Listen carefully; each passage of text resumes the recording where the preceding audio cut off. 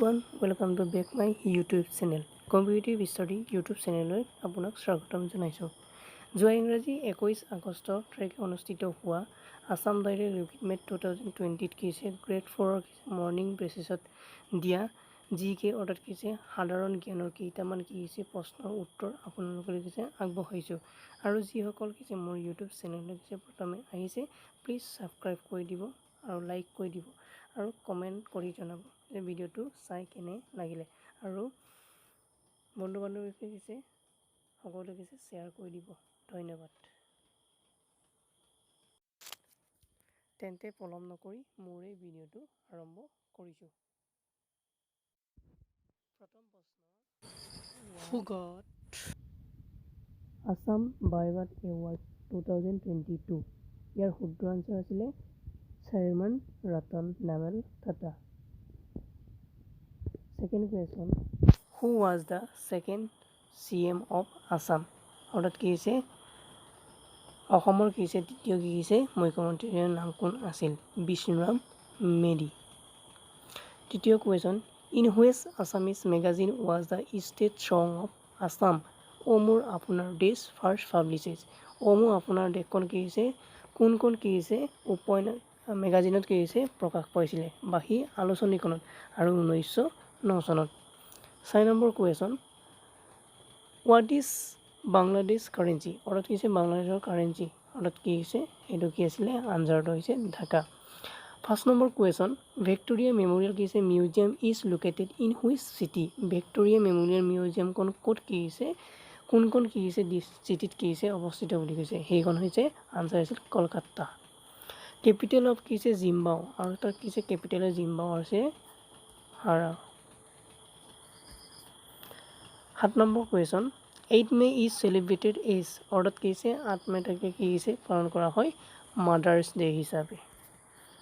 8 number question, capital of কি হৈছে থাইলেণ্ডৰ? অৰ্থাৎ কি হৈছে কেপিটেল অফ থাইলেণ্ডৰ কি হৈছে কেপিটেল কি আছিলে সেইটো Bangkok. Next question, where is Narendra Modi stadium is situated? অৰ্থাৎ কি হৈছে নৰেন্দ্ৰ মোদী কি হৈছে ষ্টেডিয়াম কি হৈছে ইজ চিটুৱেটেড ক'ত পাইছিলে? গুজৰাটৰ কি হৈছে আহমেদাবাদত।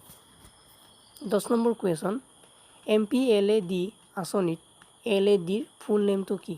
অৰ্থাৎ কি হৈছে ফুল নেমটো হৈছে অৰ্থাৎ কি হৈছে local area development. Question number 11, colour TV service star in India? Colour TV কি হৈছে টিভি ছাৰ্ভিচটো ইণ্ডিয়াত কেতিয়াৰ পৰা কিছে আৰম্ভ হৈছিল? সেইটো শুদ্ধ আনচাৰ আছিলে 1982। Question number 12, in which article is the কিছে right to education RTE freedom? কোনটো কি হৈছে এমেণ্ডমেণ্ট কি আছিলে আৰ্টিকুল নম্বৰ কিমানৰ আছিলে? Article 21A। 13 নম্বৰ প্ৰশ্নটো আছিলে কোনটো আন্দোলনত কনকলতা বৰুৱাৰ মৃত্যু হৈছিল? অৰ্থাৎ কি হৈছে কোনটো আন্দোলনত কি হৈছে মৃত্যু হৈছিল? সেইটো আমি জানোৱেই ভাৰত ত্যাগ আন্দোলনত। কুৱেশ্যন নম্বৰ 14 কিমান আছিলে? হিমা দাস কি খেলৰ লগত জড়িত? অৰ্থাৎ কি হৈছে ড্ৰিং এক্ট্ৰেছ হিমা দাস কি খেলৰ লগত জড়িত আছিলে? দৌৰৰ লগত স্পেইনাৰ।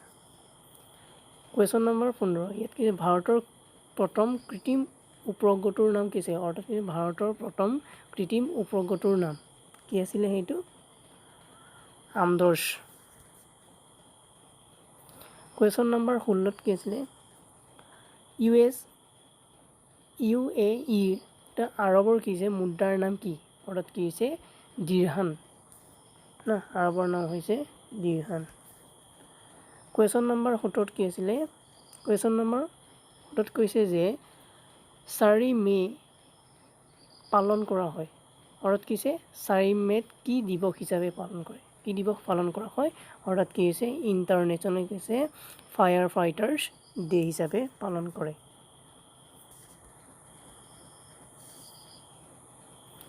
কুৱেশ্যন নম্বৰ 18 আছে কি অসম ৰাজ্যিক সংগ্ৰহালয় ক'ত অৱস্থিত? অসম ৰাজ্যিক সংগ্ৰহালয় ক'ত অৱস্থিত? সেইটো আছিলে গুৱাহাটীত অৱস্থিত আছিলে শুদ্ধ আনচাৰ। অৰ্থাৎ কিছে এই ভিডিঅ'টো কিছে লাষ্ট 19 নম্বৰ প্ৰশ্নটো হৈছে শেষৰটো প্ৰশ্ন হৈছে লাষ্ট কিং অফ আছাম ন অসমৰ শেষ ৰজাজনৰ নাম কোন আছিলে এইটো শুদ্ধ আনচাৰ আছিলে পুৰন্দৰ সিংহ